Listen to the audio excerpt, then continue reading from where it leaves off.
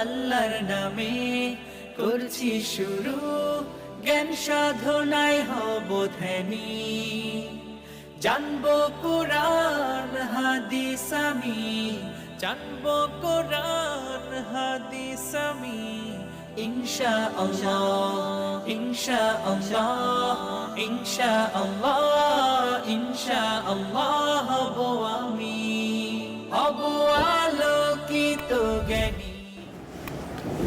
الحمد لله رب العالمين، والصلاة والسلام على سيد الأنبياء والمرسلين وعلى آله وأصحابه أجمعين. لا إله إلا الله الحليم الكريم، سبحان الله رب العرش العظيم. أما بعد، فإن أصدق الحديث كتاب الله، وأحسن الهدي هدي محمد صلى الله عليه وسلم، وخير الأمور عوازمها، وشر الأمور محدثاتها، وكل محدثة بدعة، وكل بدعة ضلالة، وكل ضلالة في النار.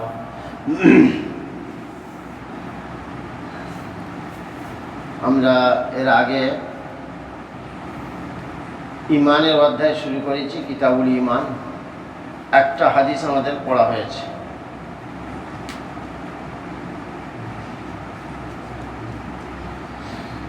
হাদিসে জিবরাইল, মশহুর হাদিস, আমরা আলোচনা করেছি এই ব্যাপারে। আগেও আমাদের আলোচনা হয়েছে যে হাদিসটা নবী করিম সাল্লাল্লাহু আলাইহি ওয়াসাল্লাম সারা জীবনে যা কিছু ইরশাদ করেছেন বা যা কিছু আমল করেছেন, সবেরই প্রায় সার হলো এই হাদিস পাক, হাদিসে জিবরাইল। মুহাদ্দিসরা বলছেন, কোরআনে কারীমের নির্যাস যেমন সূরা ফাতিহা শরীফ, তেমন সমস্ত হাদিস শরীফের নির্যাস এই হাদিসে জিবরাইল। হাদিসে জিবরাইলে জিবরাইল ফেরেশতা নবী করিম সাল্লাল্লাহু আলাইহি সাল্লামকে যে তিনটে প্রশ্ন করেছিলেন,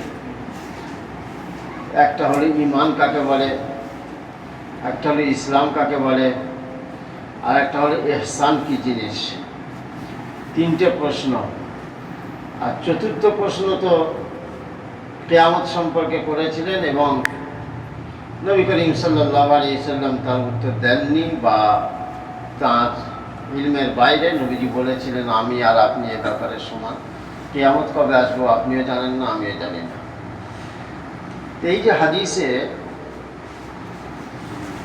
বলা হলো আল্লাহর প্রতি ঈমান আনা, নবীর প্রতি ঈমান আনা, রাসূলদের প্রতি ঈমান আনা, ফেরেশতাদের প্রতি ঈমান আনা। আমি বলেছিলাম 7টা জিনিসকে আমাদেরকে মানতে হয়। আমরা যে পড়ি ঈমানে মুফাসসাল, আমানতু বিল্লাহি ওয়া মালাইকাতিহি ওয়া কুতুবিহি ওয়া রুসুলিহি ওয়াল ইয়াউমিল আখিরি ওয়াল কদরি খাইরিহি ওয়া শাররিহি মিনাল্লাহি তাআলা ওয়াল বাসি বাদাল মাউত। এতে 7টা জিনিস আছে, 7টা জিনিসকে মানতে হয়। এখন এই 7টা জিনিসকে যে মানতে হয়, আল্লাহ পাককে মানতে হবে। মানে কি মানতে হবে? আল্লাহ সম্পর্কে কি ধারণা রাখতে হবে, কি আকীদা রাখতে হবে, রসুল সম্পর্কে কি আকীদা রাখতে হবে, ফেরেশতাদের সম্পর্কে আমাদের কি ধারণা থাকতে হবে, কিতাব, আল্লাহর কিতাব, কিতাবের ওপর, কিতাব বলতে আমাদের এই কোরআনে কারীম যেটা আল্লাহ পাক নাযিল করেছেন, এর উপরে আমাদেরকে বিশ্বাস রাখতে হবে। কি বিশ্বাস রাখতে হবে? এই সব আলোচনা, এগুলো খুব মানে তফসিল তলব, মানে খুব বিস্তারিত আলোচনা প্রয়োজন। কিন্তু বিস্তারিত আলোচনা তো সম্ভব নয়, করা যায় না। সেই জন্য আমি একটা প্রস্তাব আপনাদের দিই, সেটা হচ্ছে নামাজ, রোজা, হজ, যাকাত, এইসবের যেমন মশলা মশাইল আছে। নামাজের মশলা, বহু মশলা, খুঁটিনাটি, শত শত নয়, হাজার হাজার মশলা নামাজের। পাক নাপাকির মশলা, বহু মশলা। ঠিক সেই রকম উজুর মশলা, গোসলের মশলা, যাকাতের মশলা, রোজার মশলা, কি করলে রোজা থাকে, কি বললে রোজা নষ্ট হয়ে যায়, কিসে মাকরুহ হয়ে যায়, ইত্যাদি ইত্যাদি, বিশাল আলোচনা সব। তো এই সব মশলা মশাইল, ওগুলো তো আলোচনা করা সম্ভব নয়। ওগুলো তো বই থাকে, বই দেখে পড়তে হয়, নিজেকে কিছু ওখান থেকে শিখতে হয়। ঠিক সেইভাবে নামাজ, রোজা, এগুলো হলো আমল। আমলের ক্ষেত্রে যেমন মশাইল আছে, বিভিন্ন মশলা আছে, তেমন আকীদার ক্ষেত্রেও মশলা আছে। আল্লাহ পাক সম্পর্কে আকীদা কেমন থাকবে, কি বললে ঈমান থাকবে, কি বললে ঈমানে খুঁত আসবে, কি করলে ঈমান ঠিক থাকবে, কি করলে ঈমান নষ্ট হবে, এইসব খুঁটিনাটি মশলাও আছে ঈমানের ক্ষেত্রেও, প্রচুর মশলা, খুঁটিনাটি মশলা। তো এই খুঁটিনাটি মশলাও তো সব এখানে বসে আলোচনা করা সম্ভব না। সেই জন্যে আমি বলছি, নামাজের ব্যাপারে যেমন বই আছে নামাজ শিক্ষা, রোজার ব্যাপারেও মসাইলে রোজা, মসাইলে জাকাত, এসব নানান বই আছে বাংলায়। ঈমানের ব্যাপারেও এরকম বই আছে। বাংলাদেশে কিছু বই আছে, আমার খুব ধারণা নেই বাংলাদেশের বই সম্পর্কে, তবে কিছু কিছু আছে জানি। আর আমাদের এই বাংলায় যেটা সহজলভ্য সেটা হচ্ছে এই বসিরহাটের আল্লামা রুহুল আমিন সাহেব রহমতুল্লাহ আলাইহি, উনি একটা লিখেছিলেন কালিমাতুল কুফর, বইটার নাম কালিমাতুল কুফর, কুফরি কলেমা, কি বললে কুফরি হয়ে যায়, কি করলে ঈমান নষ্ট হয়ে যায়, এই খুঁটিনাটি প্রচুর মশলা উনি ওতে লিখেছেন, কালিমাতুল কুফর। ওই বইটা চটি বই, 30-35 টাকা হয়তো দাম হবে। ওই বইটা আমাদের একটা করে সবাই সংগ্রহ করে রাখা দরকার। যেমন আমরা ঘরে ঘরে সব নামাজ শিক্ষা রেখেছি, সেই রকম ওই রকম একটা বই বা এই ধরনের বই অন্য কারো যদি নজরে পড়ে এই সংক্রান্ত, আমার নজরে এই বইটা পড়েছে বলে আমি আপনাদেরকে এই সাজেশন দিচ্ছি। এই কালিমাতুল কুফর একটা ব্যবস্থা মানে সংগ্রহ করা দরকার। সেটা কিভাবে করা যাবে সেটা ভাই একটু যদি দায়িত্ব নিয়ে যোগাযোগ করেন, বসিরহাটে পাওয়া যাবে, আমার দুলা ভাইয়েরা থাকেন বারাসাতে, ওনাদেরকে বললে সংগ্রহ করে দিতে পারবেন। এই একটা বই আমাদের সংগ্রহে রাখা দরকার। উনি বইটা লিখেছিলেন বহু আগে, বইটা উনি বহু লিখেছেন, আপনারা অনেকেই জানেন, বহু বই লিখেছেন। তো তার মধ্যে এই একটা বই আজকে আমাদের এই বিষয়ে মানে অন্তর্ভুক্ত। ওই বইটা আমাদের সবারই রাখা দরকার। আর এই যে আমাদের যে লাইব্রেরি হয়েছে এখানেও একটা বই থাকা উচিত, এই বই একটা রাখা দরকার। তো এই জন্যে এই বিষয়ে খুব বেশি আলোচনায় যাচ্ছি না। তবে এখানে যে নবী করিম সাল্লাল্লাহু আলাইহি সাল্লামকে জিবরিল ফেরেশতা যে প্রশ্ন করেছিলেন ঈমান কি জিনিস, তার উত্তর নবীজি দিলেন। ইসলাম কি জিনিস, তার উত্তর নবী করিম সাল্লাল্লাহু আলাইহি সাল্লাম দিলেন। এখানে একটু আলোচনার দরকার আছে। আমরা মানে সাধারণ সমাজে তো পড়াটা, কিতাবটা পড়ছি, খুব গভীরে আলোচনা গেলে একটু সমস্যা আছে, ভুল বোঝাবুঝির ব্যাপার থেকে যায়। কিন্তু কিছু কিছু বিষয় এমন আছে একটু না টাচ দিলেও আবার হয় না। সেটা হচ্ছে এই যে এখানে জিবরিল ফেরেশতা দুটো আলাদা আলাদা প্রশ্ন করলেন, ঈমান কি জিনিস আর ইসলাম কি জিনিস।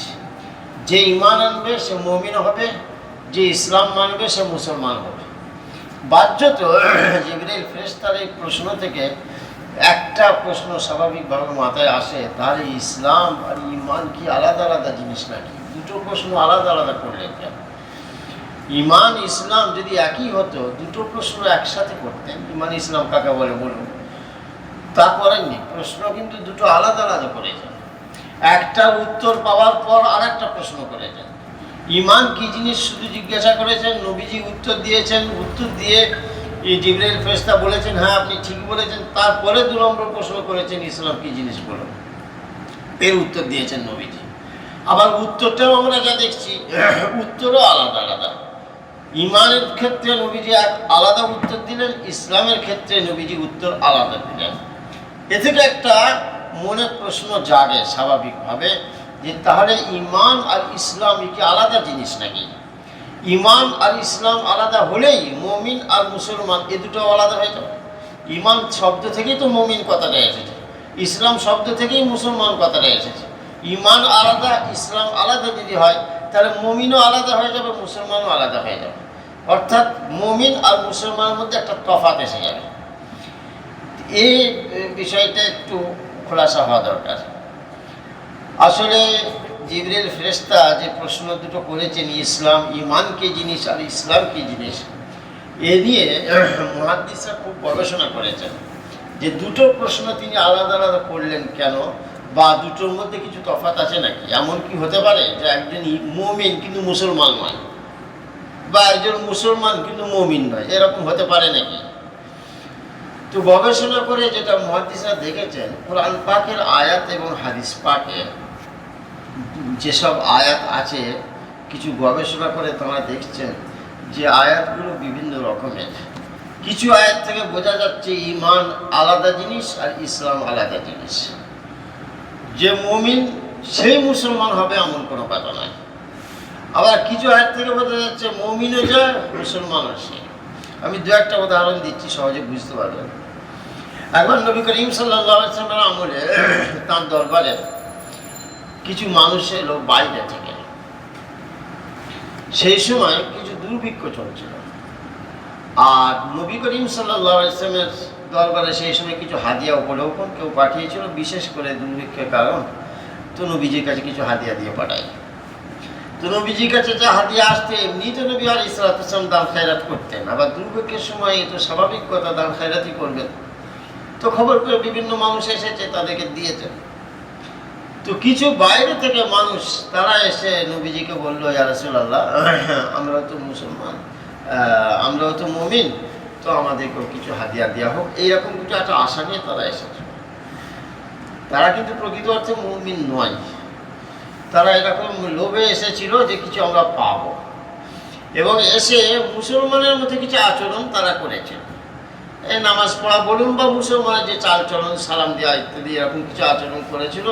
নবী সাল্লাল্লাহু আলাইহি ওয়াসাল্লাম যাতে বুঝতে পারেন যে এরা মুসলমান, এদেরকে কিছু দেওয়া হোক।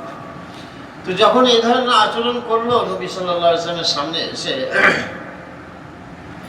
তখন আল্লাহ পাকের তরফ থেকে একটা আয়াত নাযিল হলো, নবীজিকে সতর্ক করা হলো। ক্বালাতিল আরাবু আমান্না, 26 পারা সূরা হুজুরাতে আয়াতটা আছে। এরা বলছে আমরা আমান্না, মুমিন হয়েছি। আয়াতটা ভালো করে শুনুন। এই যে ইসলাম আর ঈমান আলাদা আলাদা মনে হচ্ছে আয়াত পাঠ থেকে। নবীজিকে আল্লাহ পাক বললেন যে ক্বালাতিল আরাবু আমান্না, এই গেঁয়ো লোকগুলো, আরব মানে একবারে এই গেঁয়ো মানুষ, এই মানুষগুলো এসে বলছে আমান্না, আমরা সব মুমিন হয়েছি। কুল, আপনি ওদেরকে বলে দিন, লাম তুমিনু, লাম তুমিনু, তোমরা মুমিন হওনি, ওয়ালাকিন কুলু আসলামনা, আমরা মুমিন হয়েছি কথাটা বলো না, বলো আমরা মুসলমান হয়েছি। নবীজি বললেন, আয়াত পাক নাযিল হলো, এদেরকে বলে দিন যে তোমরা মুমিন এই কথাটা বলো না, বলো না আমরা মুমিন হয়েছি, বলো আমরা মুসলমান হয়েছি। পরিষ্কার বুঝতে পারা যাচ্ছে তাহলে মুমিন হলেই যে মুসলমান হবে তা নয়। আয়াতটা থেকে বললেন তোমরা মুমিন এ কথা বলো না, বলো আমরা মুসলমান। কেন? ওয়ালাম্মা ইয়াদখুলুল ঈমানু ফী কুলুবিকুম, ঈমান এখনো তোমাদের ভিতরে ঢোকেনি, তোমাদের কলবে ঈমান এখনো প্রবেশ করেনি, অতএব তোমরা মুমিন নাই, তোমরা মুসলমান। মুসলমান কেন বলা হলো? ওই যে মুসলমানের মধ্যে কিছু আচরণ করেছিল, নামাজ পড়া বলুন বা সালাম দেওয়া বলুন, এই ধরনের কিছু আচরণ, মুসলমানের বাহ্যিক যে আমলগুলো সেগুলো কিছু অবলম্বন করেছিল, এই হিসাবে দেখে মুসলমান বলা হয়। তাহলে এই আয়াত থেকে বোঝা যাচ্ছে ঈমান আলাদা জিনিস আর ইসলাম আলাদা জিনিস। তিনি আরও আলোচনা রয়েছে, আমি আপনাদের কাছে পেশ করছি। একটা মত এই জন্য এই আয়াতের ভিত্তিতে এই তৈরি হয়েছে যে ঈমান আলাদা আর ইসলাম আলাদা, দুটো এক জিনিস নয়। মুমিন কাকে বলবো? যার মধ্যে ইনকিয়াদে বাতিনি থাকবে, আন্তরিকভাবে আকীদার ক্ষেত্রে আল্লাহ পাকের যে বশ্যতা স্বীকার করবে সে হলো মুমিন। আর আমলের ক্ষেত্রে আল্লাহ পাকের যে বশ্যতা স্বীকার করবে সে হলো মুসলিম। একটা ব্যাখ্যা। আকীদার ক্ষেত্রে অর্থাৎ যেগুলো কলবের সঙ্গে সম্পর্ক, আকীদার তো কলবের সঙ্গে সম্পর্ক, তো কলবের অন্তরের সঙ্গে যেগুলো সম্পর্ক সেগুলো অবলম্বন করলে সেই ক্ষেত্রে আল্লাহ পাকের যদি বশ্যতা স্বীকার করা হয় সেটাকে ঈমান বলা হবে। দেখুন জিবরীল ফেরেশতা যখন প্রশ্ন করেছিলেন ঈমান কি জিনিস, নবীজি কিন্তু জবাব যে যতগুলো দিয়েছিলেন সব কিন্তু কলবের আমল। খেয়াল করুন, আমানতু বিল্লাহি, আমি আল্লাহর উপর ঈমান আনলাম, ওয়া মালাইকাতিহি ওয়া কুতুবিহি ওয়া রুসুলিহি ওয়াল ইয়াউমিল আখিরি ওয়াল কদরি খাইরিহি ওয়া শাররিহি মিনাল্লাহি তাআলা তুকদির ওয়াল বাসি বাদাল মাউত। এই সাতটা জিনিসকে আমি মেনে নিলাম। মেনে নিলাম মানে কি? এই সাতটা জিনিস আমল করার কিছু নয়, অন্তরের বিষয়। তাহলে নবী সাল্লাল্লাহু আলাইহি ওয়াসাল্লামকে যখন বলা হলো ঈমান কি জিনিস, নবীজি উত্তর দিলেন এমন, সেই উত্তরগুলো সব কলব কেন্দ্রিক, কলবের সঙ্গে আকীদার সঙ্গে সম্পর্ক। অতএব বোঝা যাচ্ছে যে আকীদার সঙ্গে যেগুলো সম্পর্ক তার নাম ঈমান। আর যখন বলা হলো ইসলাম কি জিনিস বলুন, নবীজি যা বললেন সবগুলো আমলের সঙ্গে সম্পৃক্ত। দেখুন ইসলাম কি জিনিস, নবী করিম সাল্লাল্লাহু আলাইহি ওয়াসাল্লাম কি বললেন? তাকেও বললেন, এই যে আমরা হাদিস পাক পড়েছিলাম, আনতা শাহাদা লা ইলাহা ইল্লাল্লাহ ওয়া আন্না মুহাম্মাদার রাসূলুল্লাহ, তুমি এই কথা সাক্ষ্য বহন করবে, সাক্ষ্য দেবে যে আল্লাহ এক, অদ্বিতীয়, তার কোনো শরীক নেই, আর মুহাম্মদ সাল্লাল্লাহু আলাইহি ওয়াসাল্লাম তার রাসূল। এই যে সাক্ষ্য দেওয়া, এটা তো জবানের সঙ্গে সম্পর্ক নয়, মুখে উচ্চারণ করা, তাহলে এটা আমলের পর্যায়ে পড়লো, কলবের সঙ্গে সম্পর্ক নেই। ঠিক সেইভাবে তুমি নামাজ কায়েম করবে, রোজা দেবে, রাখবে, হজ করবে, যাকাত দেবে, সবগুলো আমলের সঙ্গে সম্পর্ক। তাহলে ইসলাম সম্পর্কে যখন প্রশ্ন করছেন, নবীজি যা উত্তর দিচ্ছেন সব আমল কেন্দ্রিক। আর ঈমান প্রসঙ্গে যখন প্রশ্ন হচ্ছে, নবীজি যা উত্তর দিচ্ছেন সব আকীদা কেন্দ্রিক, কলব কেন্দ্রিক। তাহলে বোঝা যাচ্ছে কলবের সঙ্গে যেগুলো সম্পর্ক সেগুলোর নাম ঈমান, আর আমলের সঙ্গে যেগুলো সম্পর্ক সেগুলোর নাম ইসলাম। তফাৎ হয়ে গেল। এটা একটা মত। আবার একটা মত হচ্ছে ঈমান আর ইসলামে কিছু তফাৎ নেই, যে মুমিন সেই মুসলমান, যে মুসলমান সেই মুমিন। এটাও একটা মত। এর পক্ষেও কোরআন পাকের আয়াত আছে। হযরত মুসা নবী আলাইহিস সালাতু ওয়াস সালাম তার কওমকে বলেছিলেন, ইয়া কওমি ইন কুনতুম আমানতুম বিল্লাহি ফাআলাইহি তাওয়াক্কালু ইন কুনতুম মুসলিমিন। দুটো কথা দেখুন, কওমকে বললেন ইন কুনতুম আমানতুম, আমানতুম আর ঈমান শব্দটা ব্যবহার করলেন। ইন কুনতুম আমানতুম বিল্লাহি, তোমরা যদি আল্লাহর প্রতি ঈমান আনো, ফাআলাইহি তাওয়াক্কালু, তাহলে তারই উপরে তোমরা ভরসা রাখো। তারপরে কি বলছেন আবার, ইন কুনতুম মুসলিমিন, যদি তোমরা মুসলমান হও। যাকেই বলছেন মুমিন হও, তাকেই বলছেন মুসলমান হও। বুঝা যাচ্ছে ঈমান আর ইসলাম একই জিনিস, যেই মুমিন সেই মুসলমান। লূত আলাইহিস সালাতু ওয়াস সালামের কওমের উপর আযাব এসেছিল, তো ওই কওম থেকে একটা ফ্যামিলি ঈমানদার ছিল, আল্লাহ পাক তাকে বাঁচিয়ে নিয়েছিলেন, বাকিদের উপর আযাব এসেছিল। তো এই যে একজনকে বাঁচিয়ে বাকিদের উপর আল্লাহ আযাব দিয়েছেন, এর বর্ণনা আল্লাহ পাক কোরআন পাকে দিয়েছেন। সেখানেও বোঝা যাচ্ছে মুমিন মুসলমান এক। কি বলছেন আল্লাহ পাক, ফাখরাজনা মান কানা ফিহা মিনাল মুমিনিন, ওই বস্তিতে যারা ছিল, যেসব মুসলমান মুমিন ছিল, সেই মুমিনদেরকে আমি বের করে নিয়েছি, আযাব দেওয়ার আগে বের করে নিয়েছি। ফাখরাজনা মান কানা ফিহা মিনাল মুমিনিন, আল্লাহ মুমিন বললেন। তারপরেই বলছেন ফামা ওয়াজাদনা গায়রা ফিহা বাইতুম মিনাল মুসলিমিন, আর সেখানে মুসলমানদের একটা ঘর ছাড়া আর কোনো ঘর ছিল না। এখানে বলছেন মুমিন, আবার বলছেন মুসলমান। বোঝা যাচ্ছে একই ব্যক্তি মুমিনও বটে, মুসলমানও বটে, তফাৎ কিচ্ছু নেই। এই ধরনের কিছু আলোচনা, বিভিন্ন রকম আয়াত থাকার কারণে বিভিন্ন রকম মত সৃষ্টি হয়েছে। আমাদেরকে যেটা মনে রাখতে হবে সেটা হচ্ছে, শেষ পর্যন্ত কংক্রিট যে সিদ্ধান্ত মুহাদ্দিসরা দিয়েছেন সেটা হচ্ছে, যেটা আমাদের মেন মনে রাখবার, যে দেখো গাছ আছে, গাছের ডালপালা নেই, ফল নেই, ফুল নেই, সে গাছ প্রায় মূল্যহীন, প্রায় মূল্যহীন, একেবারে মূল্যহীন বলবো না, প্রায় মূল্যহীন। গাছের ডালপালা আছে, ফল আছে, কিন্তু তার শিকড় গোড়াটা কাটা, সে ডালপালা আর ফল ফুলের কোনো মূল্য নেই। আজকে একটু তরতাজা আছে, 2-4 দিন পরে দেখবেন সব শুকিয়ে যাবে, বেকার হয়ে যাবে। তাহলে বোঝা যাচ্ছে কি, শিকড়টাও মজবুত থাকতে হবে, ডালপালাও থাকতে হবে। শুধু গুঁড়ি থাকবে, ডালপালা কিচ্ছু থাকবে না, ও গাছের এমন কিছু মূল্য নেই।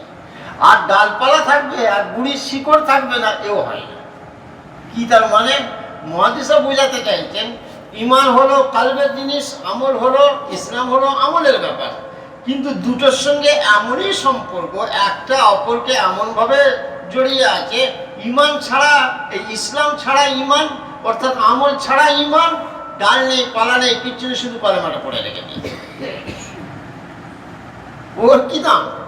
শুধু কলেমা পড়লে কি রইল? ডালপালা চাইতো, ডালপালাগুলোই তো হলো আমল, নামাজ, রোজা, হজ, যাকাত ইত্যাদি।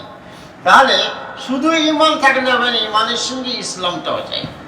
আবার শুধু ইসলাম মানে শুধু আমল থাকবে আর ঈমান থাকবে না, ওরও কোনো মূল্য নেই। অতএব কংক্রিট যেটা বলা হচ্ছে সেটা হলো, ঈমান আর ইসলামে এমন কিছু তফাৎ নেই। প্রকৃত ঈমানদার সেই যে প্রকৃত মুসলমান, অর্থাৎ আমলদার লোক, আর প্রকৃত মুসলমান সেই যার মধ্যে ঈমান থাকে। অর্থাৎ ঈমান আমল দুটো একসঙ্গেই থাকতে হবে, সে হলো প্রকৃত ঈমানদার, প্রকৃত মুসলমান। আমরা তফাৎ না করে ফেলি যে ওই লোকটা নামাজ পড়ে না, তাহলে ওকে মুমিন বলবো কেন? কিন্তু ঈমান রেখেছে, অথবা আকীদাটা ঠিক রেখেছে মুমিন, নামাজ পড়ে না, ওকে মুসলমান বলবো না, এই ফিতনা লেগে যাবে। ভুল বুঝাবুঝি, এটা একটা মত আমি আপনাদের কাছে তুলে ধরলাম, এটা কিন্তু কংক্রিট সিদ্ধান্ত নয়। যেটা মুহাদ্দিসরা সিদ্ধান্ত আমাদের কাছে দিয়েছেন সেটা হচ্ছে তফাৎ কিছু নেই, মুমিন মুসলমান একই। তবে হ্যাঁ, এতটুকু কথা অবশ্যই মানতে হবে যে মুসলমান মানে আমলওয়ালা মুসলমান, তবেই হবে প্রকৃত ইমানদার, প্রকৃত মুসলমান। তাহলে কোরআন পাকে প্রথমে আল্লাহ পাক বলেছে ইন্নাল্লাযীনা ইউমিনুনা বিল গায়ব, গায়বকে যারা বিশ্বাস করে তারা হচ্ছে মুমিন। জি এটাও ওর মধ্যে একই আছে। হ্যাঁ, তো এটা ইমানের সঙ্গে সম্পর্ক হবে, কলবের সঙ্গে সম্পর্ক। জি, তো কলবের সঙ্গে সম্পর্ক হবে। 2 নম্বর এখানে আরেকটা বিষয় আমাদের আলোচনার আছে, তারপর ইনশাআল্লাহ নতুন হাদিস আমরা পড়ব। 3 নম্বর প্রশ্ন জিবরাইল ফেরেশতা করেছিলেন, ইহসান কি জিনিস? তাতে নবীজি জবাব দিলেন, আন তা'বুদাল্লাহা কাআন্নাকা তারাহু, এমনভাবে তুমি ইবাদত করবে যেন তুমি আল্লাহকে দেখতে পাচ্ছ। এই যে আল্লাহকে দেখতে পাচ্ছ, তোমার ইবাদতটা এরকম উচ্চ মার্গের হবে যেন আল্লাহ পাককে তুমি দেখতে পাচ্ছ। স্বাভাবিক কথা, এই জায়গায় পৌঁছানো খুবই কঠিন ব্যাপার, কিন্তু এটাই হচ্ছে প্রকৃত ইবাদত। এমন ইবাদত করো যেন আল্লাহকে তুমি দেখতে পাও। এই যে ইহসান, এই ইহসানটাই হচ্ছে পীর মুরিদির মূল জিনিস। পীর মুরিদি আমরা শব্দটা ব্যবহার করি, কিন্তু ওর শরীয়ত সম্মত ভাষা হচ্ছে ইহসান আর তাজকিয়া, দুটো কথা। তাজকিয়া একটা কথা, আর ইহসান এই দুটো কথা হচ্ছে শরীয়ত সম্মত ভাষা। মানে শরীয়তে যেটা আলোচিত হয়েছে, যে দুটো ভাষা উচ্চারণ করা হয়েছে, একটা হলো ইহসান আর একটা হলো তাজকিয়া। তাজকিয়া মানেও অন্তরের পরিশুদ্ধি, আর ইহসান মানেও ইবাদত এমন পর্যায়ে করবে যেন আল্লাহকে তুমি দেখতে পাচ্ছ। এটা হলো ইবাদতের একবারে শেষ পর্যায়ে, একদম শেষ পর্যায়ে। এই শেষ পর্যায়ে পৌঁছাতে গেলে রাসূল করিম সাল্লাল্লাহু আলাইহি ওয়াসাল্লামের আমলে কি ছিল? সাহাবায়ে কেরাম নবীজির দরবারে বসতেন, নবী করিম সাল্লাল্লাহু আলাইহি ওয়াসাল্লাম তাদেরকে তালিম দিতেন। তাদের অন্তরের মধ্যে এমন একটা কাইফিয়াত, একটা এমন ভাব তৈরি হতো, এমন একটা আন্তরিকভাবে একটা বিষয় উপলব্ধি করতে পারতেন যেন সত্যিই আমি আল্লাহ পাকে দেখতে পাচ্ছি। এটা নবী করিম সাল্লাল্লাহু আলাইহি ওয়াসাল্লামের সোহবতের একটা বরকত। সেই বরকতে তারা এই জায়গায় পৌঁছে যেতেন। আলাদা করে কিছু তাদেরকে এই জায়গাটা হাসিল করার জন্য কিছু করতে হতো না আলাদা করে।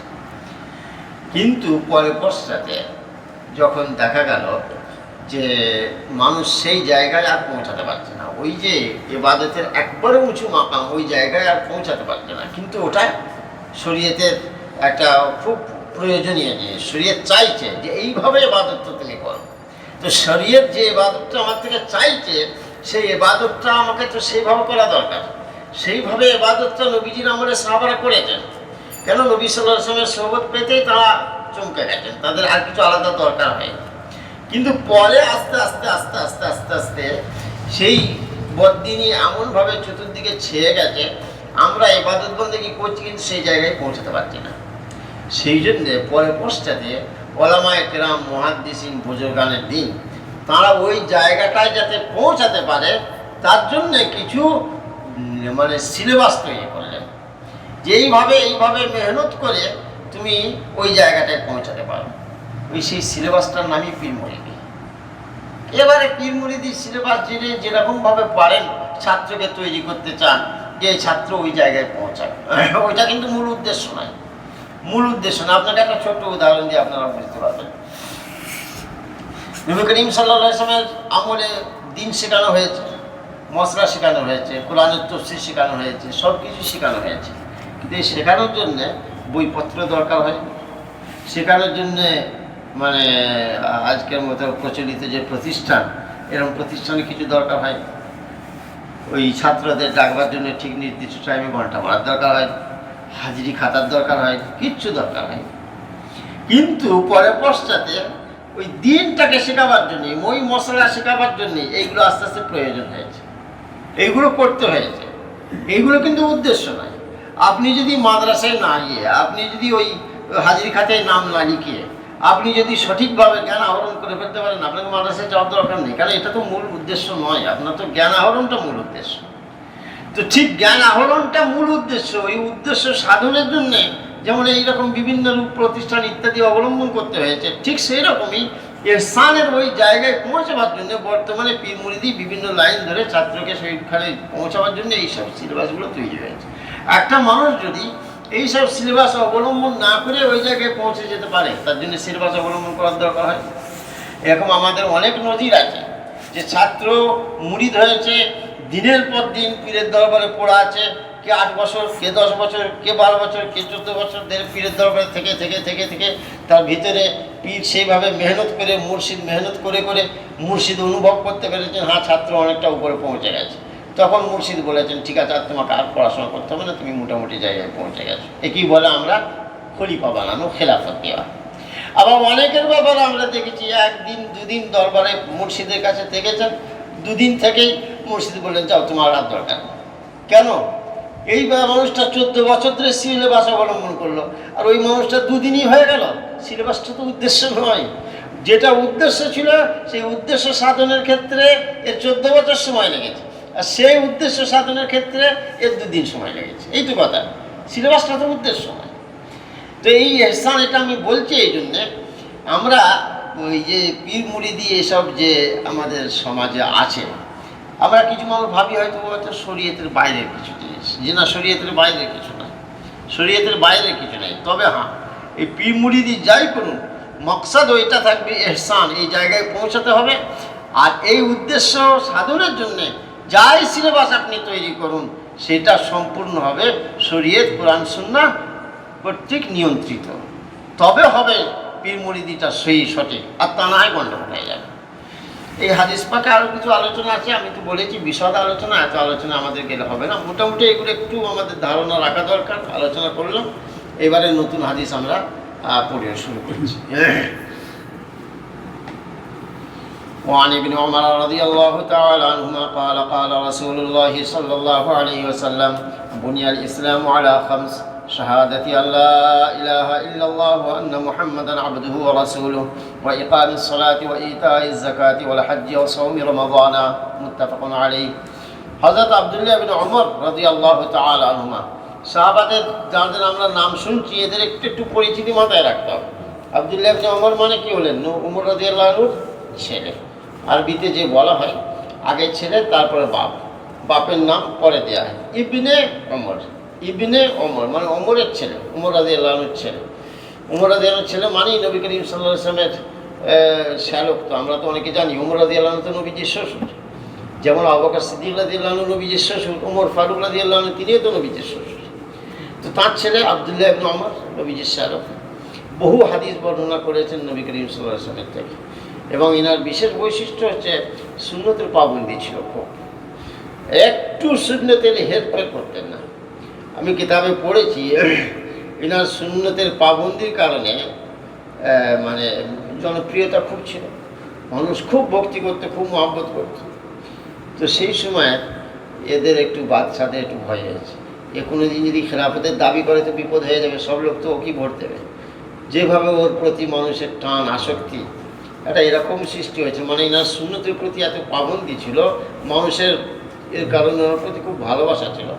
আব্দুল্লাহ ইবনে ওমর রাদিয়াল্লাহু আনহু ইনি বলছেন, নবীজি থেকে হাদিস শুনেছেন, নবী করিম সাল্লাল্লাহু আলাইহি ওয়াসাল্লাম বলেছেন বুনিয়াল ইসলামু আলা 5। এই হাদিস আমরা অনেকবার ওয়াজে শুনেছি যে ইসলামকে আল্লাহ পাক দাঁড় করিয়েছেন 5টা জিনিসের উপর।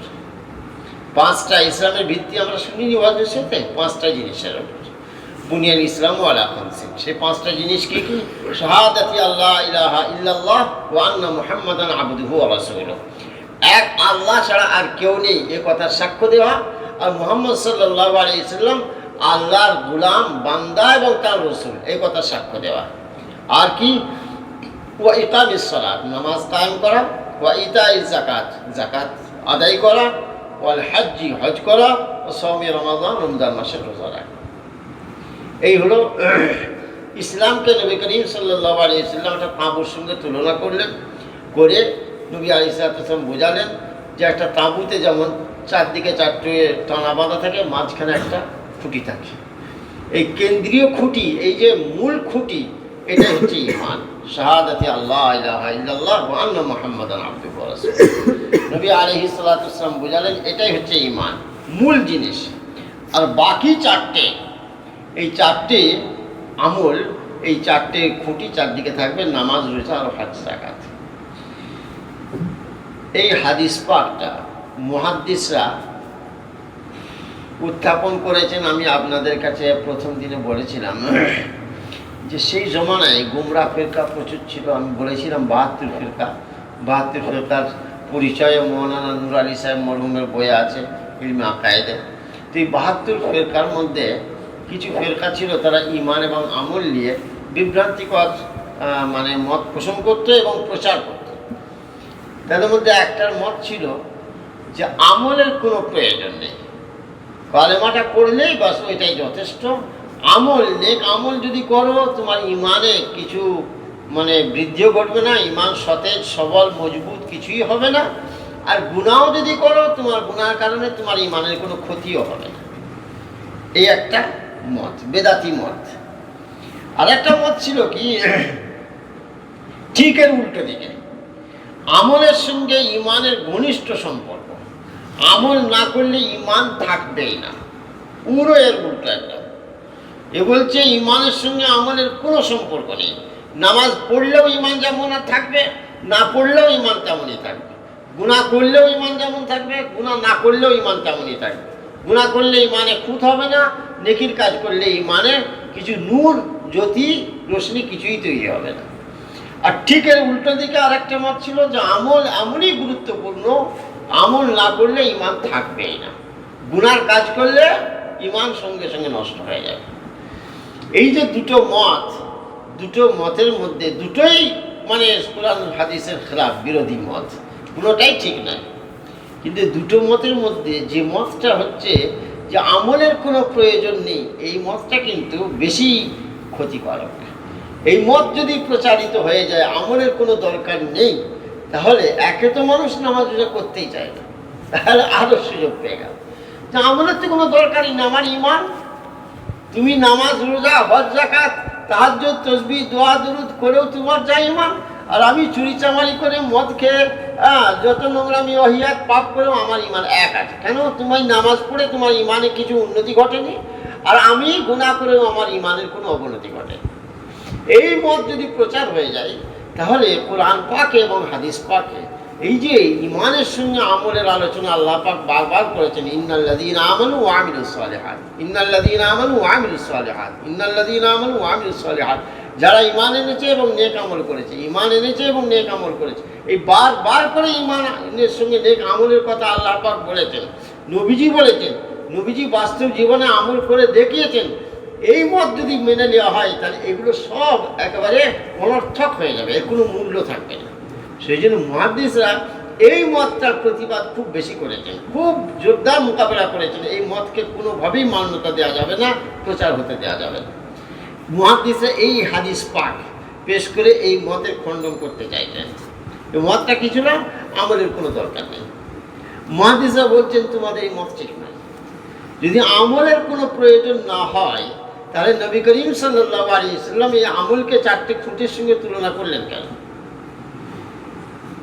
আমি মানছি যে কলেমা শরীফ এটা মেন, ঠিক কথাই, কিন্তু যদি চারদিকে চারটে টানা না বাঁধা হয় তাহলে তাঁবু কি দাঁড়াবে? তাঁবু দাঁড়াবে না। একটা জিনিস এরকম মানে বাঁশ রইল মাঝখানে আর ওই চট দিয়ে ঘেরা, ওখানে কোনো মানুষ থাকতে পারবে না, আর ঢুকতে পারবে না ভিতরে। তাহলে আমল যদি না করো তাহলে তাঁবু দাঁড়াতে পারবে না। তাহলে আমল, তাঁবুকে দাঁড় করানোর ক্ষেত্রে আমলের মানে গুরুত্ব, আমলের প্রয়োজনীয়তা খুব বেশি। তুমি আমলটাকে অনর্থক বলছো কেন? আমল অপ্রয়োজনীয় বলছো কেন?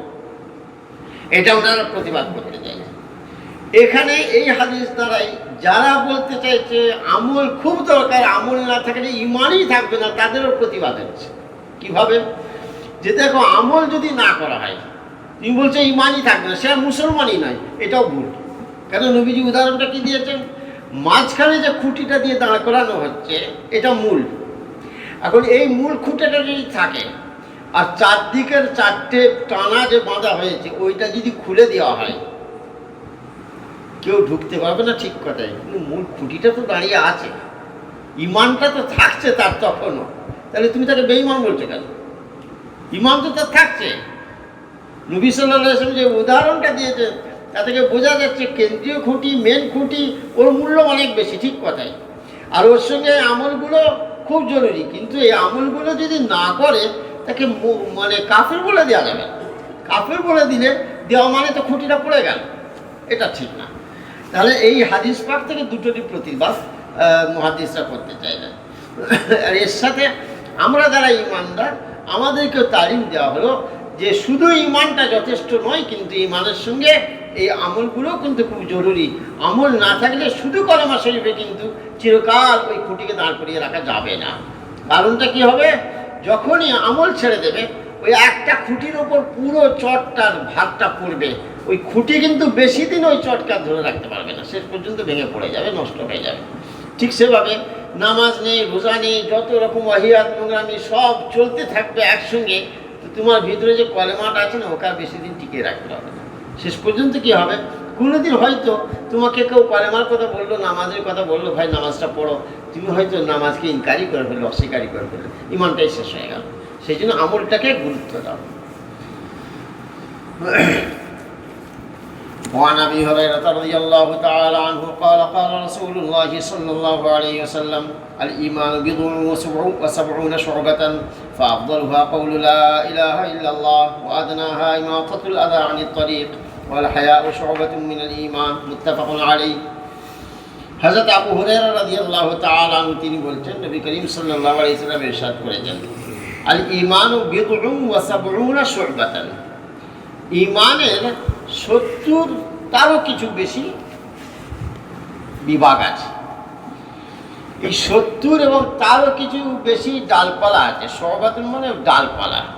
এখানে নবীজি ঈমানটাকে একটা গাছের সঙ্গে তুলনা করেছেন, উদাহরণ দিয়ে বোঝাচ্ছেন। একটা গাছ, তার চতুর্দিকে ডালপালা থাকলে গাছটাকে মানায়, আর শুধু ডালপালা সব ছেটে দিয়ে একটা ন্যাড়া গাছ যদি দাঁড়িয়ে থাকে, খুব একটা মানে দেখতে ভালো লাগে না, ভালো জিনিস নয়। তেমনই নবীজি বললেন যে গাছ, এই গাছটার নাম হলো ঈমান, এর বহু ডালপালা, এই ডালপালা দিয়ে গাছটাকে সাজাও। এখানে সেই মুহাদ্দিস একই কথা বলছেন যে দেখো ঈমানের সঙ্গে আমলের কত সম্পর্ক। ঈমানটাই যদি মেনে আমলের দরকারই না হয়, তাহলে নবীজি 70টার বেশি আমলের কথা কেন বললেন? তাহলে আমলের দরকার আছে। তোমাদের যে নীতি, এটা আমলের কোনো দরকারই নেই, এটা ভুল নীতি। এখানে এই 70টার বেশি যে ডালপালা, সেই ডালপালাগুলো কত, 70টার বেশি কি কি? কিছু কিছু মুহাদ্দিস এগুলো গণনা করার চেষ্টা করেছেন, তবে অনেক মুহাদ্দিস বলেছেন গণনার দরকার নেই। 70টার বেশি ডালপালা, কেউ বলেছেন 70টার বেশি মানে কত, 75টা না 80টা কি 100টা, কেউ বলেছেন 130টা। এগুলো মুহাদ্দিসরা সবাই মানেননি। গণবার দরকার নেই কতগুলো, নবীজির গণনা করার উদ্দেশ্য নয়।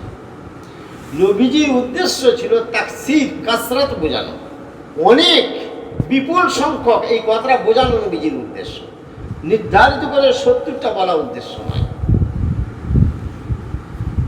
আমরা যেমন চলতি কথায় অনেক সময় বলি না, কি করে কি পড়াশোনা হবে, 14টা বন্ধু, ওই ছেলেটা কি পড়া হবে, 10টা বন্ধু, তো কি হাতে গুনে 10টাই বন্ধু আছে নাকি? তা তো নয়। মানে ছেলেটা বন্ধু প্রচুর, কি পড়াশোনা করবে?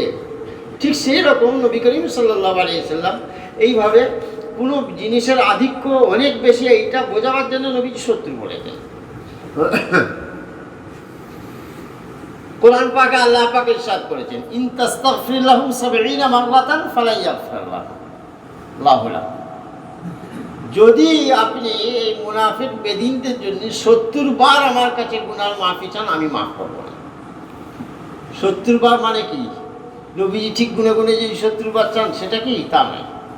আরবের মানুষ ওই কোনো জিনিসের আধিক্য এটা বোঝাবার জন্য 70 শব্দটা বেশ ব্যবহার করত। এই জন্য কোরআন পাকও আল্লাহ পাক এই 70 কথা আলোচনা করেছেন, আর হাদিস পাকও নবীজি এখানে এই 70 কথা আলোচনা করেছেন। কেন? আরবের মানুষকে লক্ষ্য করেই কোরআন পাকটা নাযিল হয়েছে। তাদের ভাষা, তাদের সংস্কৃতি, এইটা মানে কিছু জায়গায় তাদের প্রতিবাদ করেছেন আল্লাহ পাক, তোমাদের এটা ঠিক না, কিন্তু তাদেরকে মূল বোঝাবার জন্য ঠিক তাদের ভাষাগুলো আল্লাহ পাক কিছু কিছু ক্ষেত্রে অবলম্বন করেছেন, যাতে সহজে বুঝতে পারে। তো এখানে নবী করিম সাল্লাল্লাহু আলাইহি ওয়াসাল্লাম যে বলছেন 70টার বেশি মানে ঠিক গুণে গুণে 70টা নাই, অনেকগুলো। ব্যাস এইটা হচ্ছে হাদিস পাকের মানে। অনেক শাখা প্রশাখা মানে অনেক আমল, অনেক রকমের আমল। এখানে আরেকটা জিনিস বোঝার, সেটা হচ্ছে এই হাদিস পাকে রয়েছে 70টার বেশি। আবার অন্য হাদিস পাক আছে, সেখানে আছে নবী করিম সাল্লাল্লাহু আলাইহি ওয়াসাল্লাম বলছেন 60টার বেশি। এখানে বিদউ ওয়া সাবউনা শব্দ আছে, সেখানে বিদউ ওয়া সিত্তুনা শব্দ আছে। এখন 60টার বেশি বলেছিলেন না 70টার বেশি বলেছিলেন? 7টা বললেন না 70টা বললেন, কোনটা ঠিক? মুহাদ্দিসরা বিষয়টা নিয়ে গবেষণা করেছেন, এর সনদ সূত্র সব যাচাই করেছেন, যাচাই করে দেখছেন কোনো জায়গায় কোনো ভেজাল নেই, একবার নির্ভেজাল সূত্র। অতএব এইটা ঠিক ওইটা ভুল, এইটা অমুক রাবি ভুল করে বলে ফেলেছে, এরকম বলার কোনো অবকাশ নেই। তাহলে একবার 60 বললেন কেন, একবার 70 বললেন কেন? কোনো মুহাদ্দিস খুব সুন্দর উত্তর দিয়েছেন যে দেখো, শরীয়ত হুকুম যে নাজিল হয়েছে তা একবারে নাজিল হয়, কিন্তু 23 বছর ধরে নাজিল হয়েছে। যখন যেমন হুকুম এসেছে তখন তেমন বলেছেন নবীজি। যখন নবীজির কাছে হুকুম এসেছে 60টা বলেছেন, আবার তার কিছুদিন পরে আবার আরো আমল বেড়েছে, আরো হুকুম বেশি নাজিল হয়েছে, তখন 70 বলেছেন। তো 60-70-এর বিরোধ কিছু নেই তো। এই উত্তর হচ্ছে মানে দুটোর মধ্যে যে সামঞ্জস্য ঘটানো, এটা হচ্ছে সব থেকে ভালো। নবীজির কাছে যখন যেমন হুকুম এসেছে তখন তেমন বলেছেন, প্রথম দিকে যেমন হুকুম এসেছে তেমন বলেছেন, তারপরে আবার যেমন হুকুম এসেছে তেমন বলেছেন। এই যে 70টার বেশি শাখা প্রশাখা ইমানের, তার মধ্যে নবী করিম সাল্লাল্লাহু আলাইহি ওয়াসাল্লাম বললেন সব থেকে উচ্চমানের যেটা শাখা, সেটা হলো কওলু লা ইলাহা ইল্লাল্লাহ, আল্লাহ এক, এই কথা মুখে উচ্চারণ করা। সাক্ষ্য দেওয়ার কথা নবীজি বলেন, কওলু লা ইলাহা, কওল মানে মুখে উচ্চারণ করা। এই লা ইলাহা ইল্লাল্লাহ এই কথাটা মুখে উচ্চারণ করা, এটা হলো খুব আফজাল। আপনি আমি অন্তরে বিশ্বাস করব, কিন্তু হাদিস পাক থেকে বোঝা যাচ্ছে মুখে উচ্চারণ করতে হবে। কিছু কিছু ক্ষেত্রে তো মুখে উচ্চারণ করা জরুরি। সেটা কোন ক্ষেত্র? যেখানে আমি মুসলমান কিনা এটা প্রমাণ করতে গেলে লা ইলাহা ইল্লাল্লাহ মুখে উচ্চারণ করতে হবে। একেবারে ইকরারে লিসানি, জবানের মাধ্যমে উচ্চারণ করা, স্বীকার করা যে আমি আল্লাহকে এক বলে স্বীকার করি। এগুলো কিছু কিছু ক্ষেত্রে দরকার হবে। আর সাধারণভাবে কওলু লা ইলাহা ইল্লাল্লাহ, লা ইলাহা ইল্লাল্লাহ কথাটা উচ্চারণ করা, তার মানে একটু জিকির করা, লা ইলাহা ইল্লাল্লাহ। আপনি জিকিরে লা ইলাহা ইল্লাল্লাহ করতে পারেন, শুধু আল্লাহ আল্লাহ আল্লাহ এইটাও আপনি উচ্চারণ করতে পারেন। কোরআন পাকে 2 জায়গায় আল্লাহ পাকের ইরশাদ করেছেন, ওয়াযকুর ইসমা রাব্বিকা বুকরাতাম ওয়া আসীলা। কোথাও কোথাও আল্লাহ বলেছেন ওয়াযকুর রাব্বাকা, তোমার রবকে স্মরণ করো। রবকে স্মরণ করা মানে জিকির করা, আরো অনেক কিছু হতে পারে। আপনি যে কোনো আমল করবেন রবকে স্মরণ করা। আর 2 জায়গায় আল্লাহ পাক ইরশাদ করেছেন ওয়াযকুর ইসমা রাব্বিকা বুকরাতাম ওয়া আসীলা।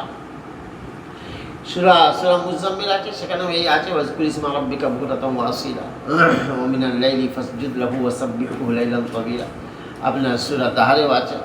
তো ওয়াযকুর ইসমা রাব্বিকা, এই ইসমা তুমি তোমার রবের নামের জিকির করো। ইসমুল মানে নাম, ওয়াযকুর ইসমা রাব্বিকা তোমার রবের নামের জিকির করো। আমাদের রবের নাম কি? আল্লাহ।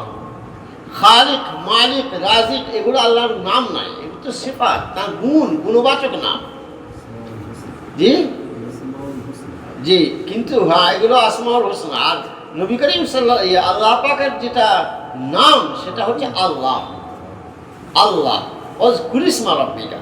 তো নবী করিম সাল্লাল্লাহু আলাইহি ওয়াসাল্লাম বললেন এই ঈমানের যে অনেক শাখা প্রশাখা, তার মধ্যে একটা হচ্ছে, সব থেকে একটা নয়, সব থেকে উত্তম হচ্ছে লা ইলাহা ইল্লাল্লাহ উচ্চারণ করা।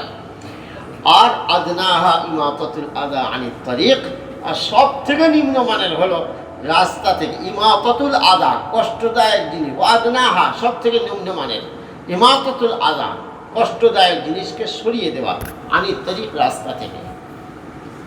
রাস্তায় হাঁটতে গিয়ে যাই, নজরে পড়লে এগুলো কিন্তু খুব ছোট আমল, কিন্তু আমরা গুরুত্ব দিই না। এগুলো আমাদের গুরুত্ব দেওয়া দরকার। এটা আমার ইমানের চিহ্ন, আমি ইমানদার কিনা তার একটা চিহ্ন এটা। আমি রাস্তা দিয়ে যাচ্ছি, দেখতে পাচ্ছি ইট পড়া আছে, পাথর পড়া আছে, পেরেক পড়া আছে, কাঁটা পড়া আছে, আমার পরে যে আসবে ব্রেকটা তার সাইকেলে লেগে মোটর সাইকেলে লেগে তার ক্ষতি হয়ে যেতে পারে, ইটটাকে ব্রেকটাকে সরিয়ে দেওয়া দরকার। এটা নবী করিম সাল্লাল্লাহু আলাইহি ওয়াসাল্লাম আমাদেরকে তালিম দিয়েছে।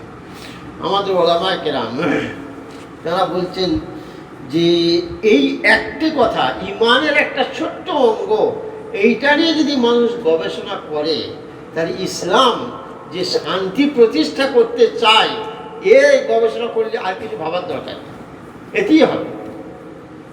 ইসলাম মানুষকে এত শান্ত মনে রাখতে চায়, এত সমাজে এমন শান্তি প্রতিষ্ঠা করতে চায়, মারদাঙ্গা খুন খারাপি তো অনেক দূরের কথা, একটা রাস্তায় কষ্টদায়ক জিনিস পড়ে থাকলে সেটা সরিয়ে দেওয়া ইমানের অঙ্গ বলছে।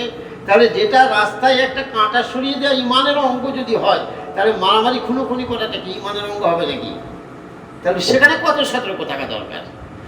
আমার এই একটা কাঁটার দ্বারা একটা মানুষের কষ্ট হতে পারে, এখানে যদি একটা মানুষকে সতর্ক থাকা দরকার হয়, একটা মুমিনকে যদি সাবধান হওয়া দরকার হয় এবং এই কাঁটা থেকে সরিয়ে দিয়ে অপর মানুষের যদি নিরাপত্তা বিধান করার দরকার হয়, তাহলে একটা মানুষ একটা ইমানদার অপর ইমানদারের সঙ্গে খুন খারাপি অশান্তিতে সে লিপ্ত হয় কি করে?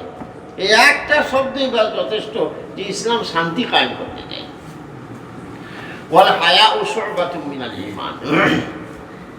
নবীজি এখানে বলে দিলেন সব থেকে উপরেরটা, সব থেকে নিচেরটা। সব থেকে উপরে লা ইলাহা ইল্লাল্লাহ উচ্চারণ করা, সব থেকে নিচে হলো কষ্টদায়ক জিনিস সরিয়ে দেওয়া, হয়ে গেল। মাঝখানে নবী করিম সাল্লাল্লাহু আলাইহি ওয়াসাল্লাম আর একটা কথা বললেন কি, এরই মধ্যে একটা গুরুত্বপূর্ণ বিষয়কে আলাদাভাবে, ওয়াল হায়াউ শু'বাতুম মিনাল ঈমান। হায়া শরম, এটা হলো ঈমানের একটা গুরুত্বপূর্ণ অঙ্গ। এটা কিন্তু ওই 60-70 যাই বলুন, 60টা অঙ্গ 70টা অঙ্গ ওর মধ্যে এসে গেছে, আলাদা বলার দরকার ছিল না। শুরু তো নবীজি ওপরটা নিচেটা বলে দিয়েছেন, কিন্তু হায়া শরম এটার একটা বিশেষ গুরুত্ব আরোপ করার জন্য নবী করিম সাল্লাল্লাহু আলাইহি ওয়াসাল্লাম এটাকে আবার আলাদা করে বললেন, আর হায়াউ শু'বাতুম মিনাল ঈমান। হায়া শরম বলতে একটা হলো মানুষের তবিঈ হায়া, জন্মগত মজ্জাগত। এই মজ্জাগত হায়া শরম, এটার জন্য মুসলমান হওয়া দরকার হয় না। যে মানুষ সামাজিক মানুষ হবে, যে মানুষের মধ্যে ভদ্রতা থাকবে, সে অসামাজিক কাজ করতেই লজ্জাবোধ করবে। সে বেঈমান হোক না, অসামাজিক কাজ সে করতে পারবে না। ওই হায়া, ওই যে মজ্জাগত বা স্বভাবজাত যে হায়া, ওই হায়ার কথা এখানে বলা হচ্ছে না, কিন্তু ওটা ঈমানের অঙ্গ বলা হচ্ছে না। হায়া কোনটা? এটা শরঈ হায়া, শরঈ লজ্জা। শরঈ লজ্জা কি? শরঈ লজ্জা হলো এমন তোমার মধ্যে একটা ভাব থাকবে, যে ভাবটা তোমাকে যে কোনো রকম পাপ কাজ করতে বিরত রাখবে, এর নাম হলো হায়া শরঈ। যে কোনো কাজ তোমাকে করতে বাধা দেবে তোমার বিবেক, সেটা হলো হায়া শরঈ। নবীজি বলছেন হায়া শরঈ এটা হচ্ছে ঈমানের একটা মস্ত বড় অঙ্গ। আমাদের উস্তাদরা বলতেন, মৌলানা আরশাদ মাদানী সাহেবের কাছে আমরা এই মেশকাত শরীফ পড়েছিলাম, তো উনি বলেছিলেন যে বাবা, এই হায়া শরম লজ্জা, এটা যে ইসলামের মস্ত বড় অঙ্গ, এটা যত দিন যাচ্ছে এটা পরিষ্কার হয়ে যাচ্ছে মানুষের কাছে। মানুষ যেভাবে দিনের পর দিন বেহায়া হয়ে যাচ্ছে, যেভাবে মানুষ দিনের পর দিন নির্লজ্জ হয়ে যাচ্ছে, যে কোনো রকমই পাপ করুক কোনো ব্যাপারে নেই, কিছু হায়া নেই, কোনো শরম নেই, খারাপ লাগার মতো ভাবও নেই, কিছুই নেই। আপনি আমি ওই কটা ভদ্র মানুষ একটু ভাবি এটা উচিত না, এটা খারাপ লাগছে, আর বাকি আপনি অধিকাংশ মানুষকে দেখুন না, অসামাজিক কার্যক্রম তাদের চলছে, কোনো ব্যাপারই নেই, কিছুই ভাবে না। তো হায়াটাকে শরীয়ত খুব গুরুত্ব দিয়েছে যে হায়া তোমার মধ্যে থাকা দরকার, শরীরী হায়া তো থাকাও একদম দরকার। আর মানবিক যে একটা গুণাবলী, তার মধ্যে হায়া শরম এটাও একটা বড় জিনিস, এটা তোমার মধ্যে থাকা দরকার। এরপরের হাদিস, ওয়ান আব্দুল্লাহ ইবনে আমর রাদিয়াল্লাহু তাআলা আনহুমা قال, আপনাদের ওমর লেখা আছে না আমর লেখা আছে? বাংলায় লেখা নেই? হ্যাঁ, বাংলায় কি লেখা আছে? আমর। বাংলায় আছে আমরা, হ্যাঁ ঠিক আছে আমর। একটা হলো আব্দুল্লাহ ইবনে ওমর, উনি আলাদা, আর একজন হলো আব্দুল্লাহ ইবনে আমর, ইনি আলাদা। ইনি আমর ইবনুল আস, খুব মশহুর সাহাবা, হযরত আমর ইবনুল আস রাদিয়াল্লাহু তাআলা আনহুর ছেলে আব্দুল্লাহ ইবনে আমর। নবী করিম সাল্লাল্লাহু আলাইহি ওয়াসাল্লামের বিরুদ্ধে যত জিহাদ আন্দোলন হয়েছিল, কুফর এই অবস্থায় এই আমর ইবনুল আসই সবেতে কলকাঠি মেরেছিলেন। আমর ইবনুল আস মানে খুব দূরদর্শী মানুষ, আর কীভাবে যুদ্ধ পরিচালনা করতে হয় খুব জানতেন, রণকৌশল খুব জানা ছিল এনার। আমর ইবনুল আস যখন ইমান কবুল করেননি, প্রত্যেক জিহাদেই প্রায় কলকাঠি মেরেছেন ইনি, আমর ইবনুল আস, তাঁর ছেলে ইনি। আমর ইবনুল আস তিনিও ইমান কবুল করেছেন, সে আলোচনাও আসবে নবী করিম সাল্লাল্লাহু আলাইহি ওয়াসাল্লাম এই মেশকাত শরীফেই কয়েকটা হাদিস পরেই হয়তো আসবে। উনিও পরে এই নবীজির দরবারে সে ইমান এনেছিলেন, আমর ইবনুল আস। আর উনার ছেলে আবদুল্লাহ ইবনে আমর, ইনিও ইমান এনেছিলেন। তো আগে যে হাদিসটা বললাম আবদুল্লাহ ইবনে ওমর, উনি ওমর রাদিয়াল্লাহু আনহু ছিলেন, আর ইনি আবদুল্লাহ ইবনে আমর, ইনি আলাদা। তিনি একটা হাদিস বয়ান করছেন নবী করিম সাল্লাল্লাহু আলাইহি ওয়াসাল্লামের থেকে। وعن عبد الله بن عمرو رضي الله تعالى عنهما قال قال رسول الله صلى الله عليه وسلم من سلم المسلمون من لسانه ويده والمهاجر من هجر ما نهى الله عنه. هذا لفظ البخاري. ولمسلم قال إن رجلا سأل النبي صلى الله عليه وسلم أي المسلمين خير قال من سلم المسلمون من لسانه ويده. হযরত আব্দুল্লাহ ইবনে আমর রাদিয়াল্লাহু তাআলা আনহুমা, যেহেতু দুজন আছেন, দুজনই সাহাবী, ছেলেও সাহাবী, আব্বাও সাহাবী, ওই জন্য আনহুমা বলতে হয় আরবি ব্যাকরণ অনুসারে। তো ইনি বলছেন যে নবী করিম সাল্লাল্লাহু আলাইহি ওয়াসাল্লাম ইরশাদ করেছেন, আল মুসলিমু মান সালিমাল মুসলিমুনা মিন লিসানিহি ওয়া ইয়াদিহি। পরিপূর্ণ মুসলমান সেই যার হাত এবং মুখ থেকে, জবান থেকে, জিহ্বা থেকে মানুষ নিরাপদে থাকে। এখানে কিন্তু হাদিস যেটা পড়া হচ্ছে সেটা হচ্ছে মুসলমান নিরাপদে থাকে। আল মুসলিমু মান সালিমাল মুসলিমুনা, সেই হচ্ছে মুসলমান যার হাত থেকে এবং যার জবান থেকে মুসলমান নিরাপদে থাকে। এটা নবী করিম সাল্লাল্লাহু আলাইহি ওয়াসাল্লাম ইরশাদ করেছেন। এখানে দুটো বিষয় বুঝবার, একটা হচ্ছে নবীজি বললেন কি আল মুসলিমু মান সালিমাল মুসলিমুনা মিন লিসানিহি ওয়া ইয়াদিহি, মুসলমান সেই যার হাত থেকে অন্য মুসলমান নিরাপদে থাকে, মানে অন্য মুসলমানের গায়ে হাত চলে না, যার জবান থেকে অন্য মুসলমান নিরাপদে থাকে, অর্থাৎ অন্য মুসলমানের মনে কষ্ট দিয়ে কথা বলে না। তাহলে কি অন্য মুসলমান ছাড়া অন্য কাউকে তাহলে মারা যাবে নাকি? অন্য কারো মনে কষ্ট দেওয়া যাবে নাকি? নবীজি তো সে কথা বললেন না, নবীজি তো বললেন মুসলমান নিরাপদে থাকে, তাহলে মুসলমান নিরাপদে না থাকলেও হবে নাকি? এই জন্যেই ইমাম আবু হানিফা রাহমাতুল্লাহ আলাইহি উনি এইসব ব্যাপারে না মানে কঠোর নীতি পালন করতেন। ওই একটা হাদিস দেখেই আর সিদ্ধান্ত নিতেন। ওনার কাছে কেউ মশলা বললেই বলে যত হাদিস দিয়ে আছে আর দিয়ে সবারই সব আগে সব হাদিস সামনে রাখো, তবে সিদ্ধান্ত নেওয়া যাবে, না উল্টো পাল্টা হবে। এই যে হাদিস, বাধ্যত এই হাদিস পড়লে আমাদের এটাই মনে হয় নবীজি এখানে শুধু মুসলমানের কথা বলেছেন, কিন্তু তা নয়। নাসাই শরীফে এই হাদিস আসবে, নাসাই শরীফে সেখানে আছে নবী করিম সাল্লাল্লাহু আলাইহি ওয়াসাল্লাম বললেন আল মুসলিমু, সেখানে কিন্তু মুসলিমুন কথা নেই, আল মুসলিমু মান সালিমান নাসু মিন লিসানিহি ওয়া ইয়াদিহি, সেখানে নাস কথাটা আছে। নবী করিম সাল্লাল্লাহু আলাইহি ওয়াসাল্লাম বললেন আল মুসলিমু মান সালিমান নাসু, মুসলমান সেই যার হাত এবং জবান থেকে মানুষ নিরাপদে থাকবে। নাস বলেছেন কথাটা, তাহলে এখানে মুসলমান বলছেন কেন? তার মানে নবী করিম সাল্লাল্লাহু আলাইহি ওয়াসাল্লাম নাসের কথাও বলেছেন, মুসলমানের কথাও বলেছেন। এটা আরো বেশি গুরুত্ব দিতে বলেছেন। তোমার সাধারণ যে মানুষ, সে যে ধর্মেরই হোক, তার উপর যখন তোমার জুলুম করা চলে না, তুমি নিজের ইমানদার ভাইয়ের উপর কী করে জুলুম করো, এইটা বোঝাতে চাওয়া হয়েছে। এর মানে এই নয় যে শুধু মুসলমানের উপর জুলুম চলবে না, বাকিদের উপর জুলুম চলবে, তা নেই। এক নম্বর। দু নম্বর হচ্ছে আমরা এই আয়াতটা মানে করলাম কি, এখানে মানে আছে ভাই হাদিসটার মানে পরিপূর্ণ মুসলমান সেই ব্যক্তি জি যার জিহ্বা ও হাত থেকে মুসলমানগণ নিরাপদ রয়েছে। এখানে আল মুসলিমও মানে এই কিতাবে বা বিভিন্ন কিতাবে আমরা আলেম মাওলানারা ওই তর্জমাই করি অনুবাদ, আল মুসলিমও মানে পরিপূর্ণ মুসলমান। ইসলামে এই হাদিস পাকে এবং কোরআন পাকের বহু আয়াতে এরকম পরিপূর্ণ কথা আমরা বলি। যেমন একটা হাদিস লা সালাতা লিজারিল মসজিদ ইল্লা ফিল মসজিদ, নবীজি বলেছেন লা সালাতা লিজারিল মসজিদ ইল্লা ফিল মসজিদ, মসজিদের প্রতিবেশীর মসজিদে ছাড়া নামাজ হয় না। মসজিদের প্রতিবেশীর নামাজ মসজিদে ছাড়া হয় না, অর্থাৎ তোমার মসজিদের সঙ্গেই তোমার বাড়ি, তুমি ঘরে নামাজ পড়তে পারো, তোমাদের মসজিদে নামাজ পড়তে হবে। তো ওখানে নবীজি কি বলেছেন, মসজিদের প্রতিবেশীর নামাজ মসজিদে ছাড়া হবে না। এই হয় না মানে যদি ধরুন একটা মানুষ কোনো কারণে তার জামাতে হয়তো সে নামাজ পড়ে, কোনো কারণে জামাত ছেড়ে গেছে, সে ঘরে নামাজ পড়ে, তাহলে তার নামাজ হবে না। তামাম মুহাদ্দিস বলেছেন না, এখানে এই মানে নাই, লা সালাতা কামিলাতান, পরিপূর্ণ নামাজ হবে না। নামাজ হয়ে যাবে কিন্তু পরিপূর্ণ হবে। এইরকম পরিপূর্ণ কথা হাদিস পাকে বহু জায়গায় আমরা মানে মুহাদ্দিসরা শিখিয়েছেন বা তারা ব্যাখ্যা দিয়েছেন, আমরা অবলম্বন করি। আর সেই নীতি অনুসারে এখানেও মানে করা হয়েছে, আল মুসলিমও মানে মনে হলো পরিপূর্ণ মুসলমান। কথা ঠিকই, ব্যাখ্যা ভুল নয়। কিন্তু আল্লামা আনোয়ার শাহ কাশ্মীরি রহমতুল্লাহ আলাইহি খুব জবরদস্ত মুহাদ্দিস ছিলেন। আমি হয়তো কখনো বলেছি আপনাদের কাছে, পড়ার আমলে মেজ হুজুর মরহুমের সঙ্গে দেখা করতে গিয়েছিলাম, তখন দেওবন্দে পড়ে যায়। আর সেই বছরই কি গেছি কি তার আগের বছর গেছি, তখনও পড়ছি।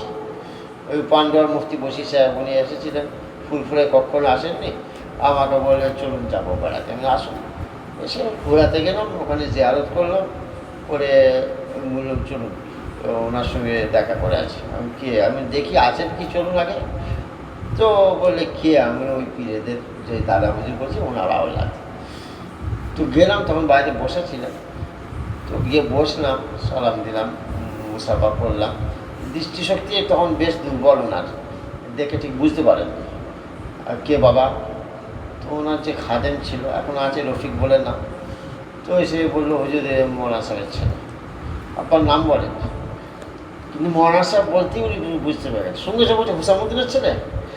রফিক কিন্তু আপনার নাম বলেন, খালি বলেছে মৌলানা সাহেবের ছেলে, বলতেই উনি বলছে হুসামুদ্দিনের ছেলে। বলছে না, ও কী করো বাবা? আমি হুজুর নাম পড়ি। কোথাও পড়ো? আমি হুজুর দেওবন্দে পড়ি। বলতে এবার সব বিভিন্ন আলোচনা করতে রইলেন। করতে করতে আমাকে বললেন যে তুমি তো দেওবন্দে পড়ছো, আচ্ছা দেওবন্দে একটা বড় মুহাদ্দিসের নাম বলো দেখি।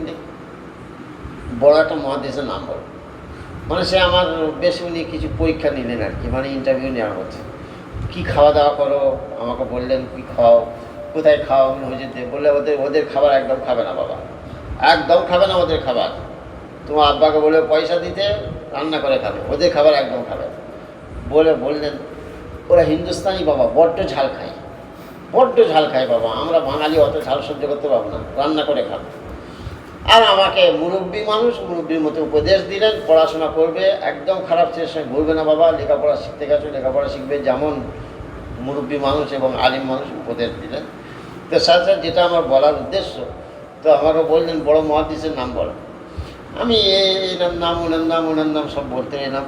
তো আমাকে বললেন না ভাই, আমি না হজরত আল্লামা আনোয়ার শাহ কাশ্মীরি। বলতো হ্যাঁ সেই বাতায়া বলে আমাকে বললেন, ঠিক ওনার ভাষাটা ছিল এরকম, উনকে জমানে মে উনকে টক্কর কা কোই নেই থা। ঠিক এই ভাষা উনি বলেছিলেন আমাকে, উনকে জমানে মে উনকে টক্কর কা কোই নেই থা, মানে অদ্বিতীয় মুহাদ্দিস আল্লামা আনোয়ার শাহ কাশ্মীরি রহমতুল্লাহ। আমরা দেখি যে বিভিন্ন হাদিস পাকের যে ব্যাখ্যা রেফারেন্স বুক আছে, তো এই যে হাদিস পাক, এই মিশকাত শরীফ, এরও রেফারেন্স বুক বিভিন্ন বড় বড় মুহাদ্দিসরা সব লিখেছেন। তো বিভিন্ন কিতাবের, বুখারী শরীফ, তিরমিজি শরীফ, নাসাই, আবু দাউদ, ইবনে মাজাহ ইত্যাদি ইত্যাদি, এইসবের যে রেফারেন্স বুক আছে, বড় বড় মুহাদ্দিস তারা হাদিস পাকের ব্যাখ্যা দেন। আল্লামা আনোয়ার শাহ কাশ্মীরি রহমতুল্লাহ আলাইহি তিনি হাদিস পাকের ব্যাখ্যা দেন, বহুদিন ধরে হাদিস পাক পড়িয়েছেন।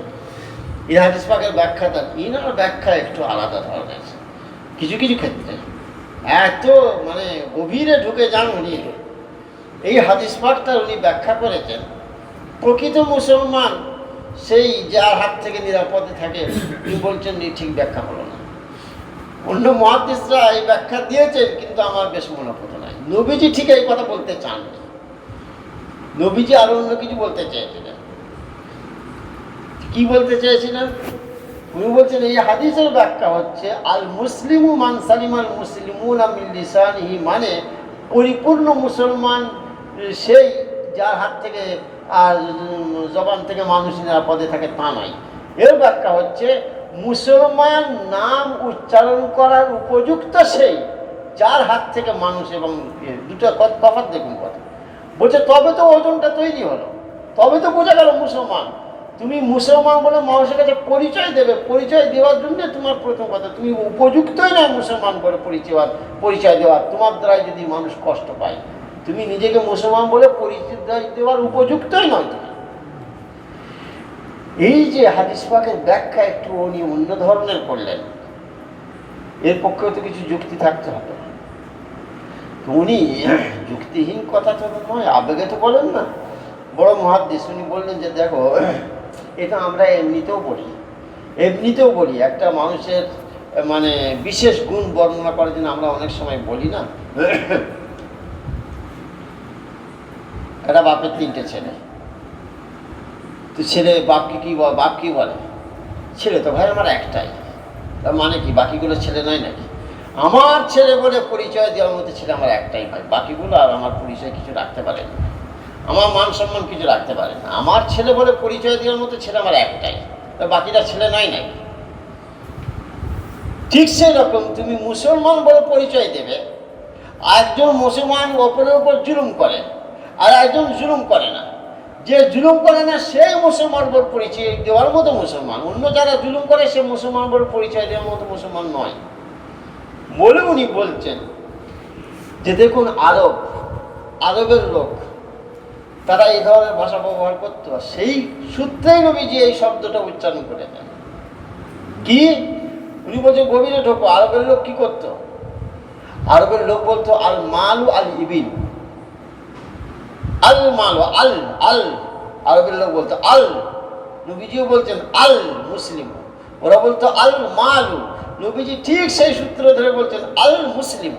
আল কি বলতে চাইতো? আরবের লোক বলতো আল মালু আল ইবিলু, আরে সম্পদ তো উট ছাড়া আবার সম্পত্তি আছে নাকি? আমার অনেক কিছু আছে, অনেক উট কটা আছে? উট নেই। দূর, তোমার উট নেই তো কি আছে তোমার? মরুভূমিতে চলবে কি করে উট না থাকলে? আরবের লোক বলতে মাল তো সম্পত্তি তো উট ছাড়া আবার সম্পদ কিছু হয় না। তাহলে কি বাকিগুলো সব ফেল না, কিছুই নাই? তা নয়, সম্পত্তি বলে মানে দাবি করবার মতো জিনিস হচ্ছে উট, এছাড়া অন্য কিছু নাই।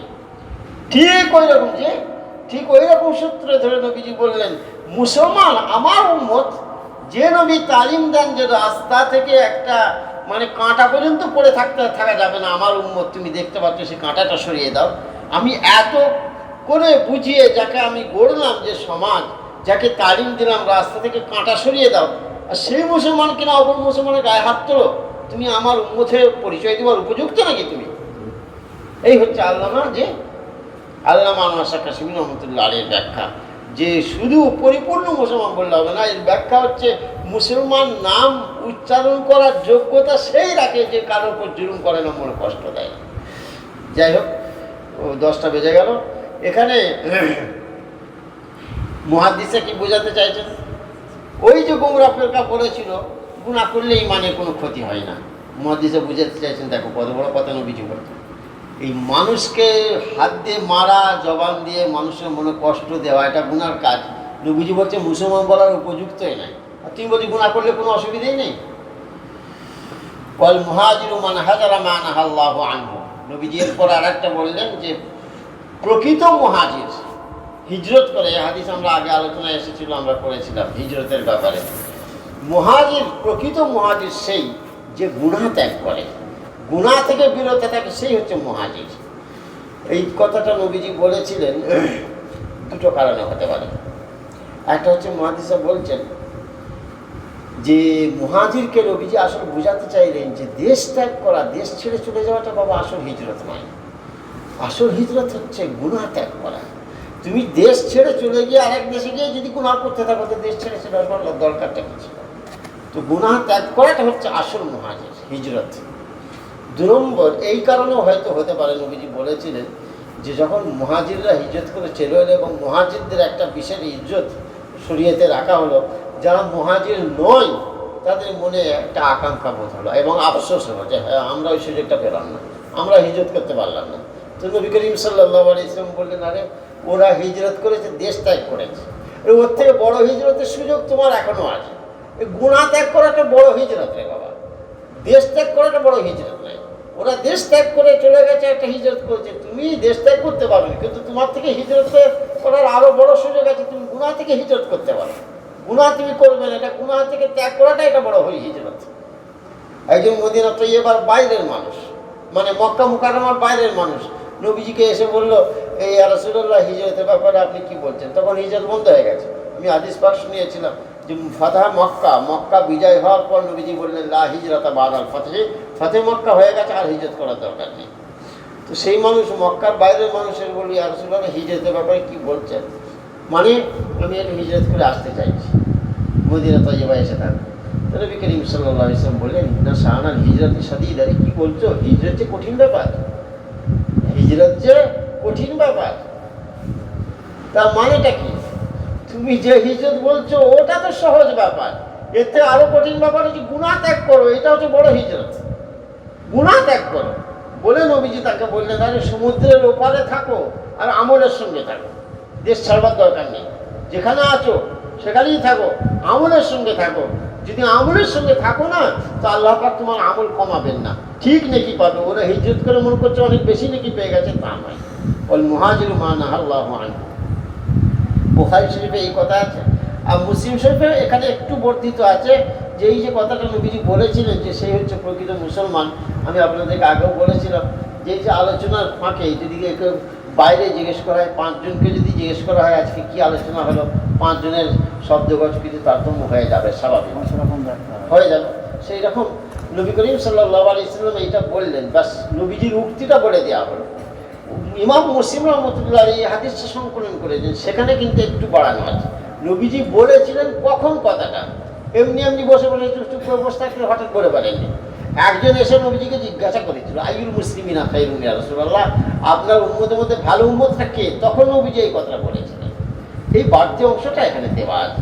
মুসলিম শরীফে আছে, ইন্না রাজুলান সাআলান নবিয়্য সাল্লাল্লাহু আলাইহি ওয়াসাল্লাম, একজন মানুষ নবীজিকে জিজ্ঞেস করেছিল, ইয়া রাসূলুল্লাহ আইয়ুল মুসলিমিনা খায়রুন, প্রকৃত ভালো মুসলমান, সব থেকে ভালো মুসলমান কে হুজুর? তখন নবীজি বলেছিলেন এই কথাটা, মান সালিমাল মুসলিমুনা মিন লিসানিহি ওয়া ইয়াদিহি, সাদাকা রাসূলুল্লাহ সাল্লাল্লাহু আলাইহি ওয়াসাল্লাম। আজকে এই পর্যন্ত থাকো। ও বাবা, রাত হয়ে গেল, 1 ঘন্টা পার হয়ে গেল। আবার ইনশাআল্লাহ আগামী সপ্তাহে বেশি পড়ে। আল্লাহুম্মা সাল্লি আলা মুহাম্মাদিন ওয়া আলা আলিহি ওয়া যুররিয়াতিহি ওয়া আলিহি ওয়া সাহবিহি। আলহামদুলিল্লাহি রাব্বিল আলামিন ওয়াস সালাতু ওয়াস সালামু আলা রাসূলিল্লাহ। ربنا تقبل منا إنك أنت السميع العليم وتب علينا إنك أنت التواب الرحيم. صل اللهم وسلم على عبدك ورسولك سيدنا ونبينا محمد وآله وأصحابه أجمعين برحمتك يا أرحم الراحمين.